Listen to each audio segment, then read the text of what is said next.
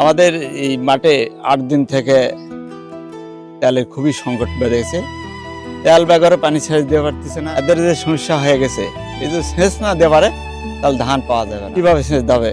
এই যে টিলার আলারা হাল ভাবে, সে টিলার আলাও পানি তেল পেচ্ছে। বাংলাদেশে জ্বালানির সংকটের কারণে কিন্তু কৃষি খাতে একটি চরম বিপর্যয় দেখা গিয়েছে। প্রিয় দর্শক, আপনারা আমার পিছনে যে জমিগুলো দেখতে পাচ্ছেন, আপনাদের যদি একটু দেখায় আপনারা দেখতে পারবেন যে জ্বালানি তেল না থাকার কারণে কিন্তু এই ফসলের মাঠে পর্যাপ্ত পানি সেচ দিতে পারছে না। সেচ প্রকল্পে আপনারা জানেন যে গ্রাম পর্যায়ে কিন্তু এখানে অনেকগুলো ডিপ টিউবওয়েল আছে, যেগুলো ডিপ টিউব বললে ভুল হবে, যে সেচ প্রকল্প রয়েছে, যারা শ্যালো মেশিন দিয়ে কিন্তু পানি উত্তোলন করে এই ফসলের মাঠগুলোতে দেয়। আমি যদি আপনাদের একটু দেখাই তাহলে আপনারা দেখতে পারবেন যে গতকাল কিন্তু এই নওগাঁ জেলার বেশ কিছু স্থানে বৃষ্টি হয়েছিল। তো আমার জানা মতে বৃষ্টির যে পানিগুলো, সেই পানিগুলো এখানে জমা রয়েছে।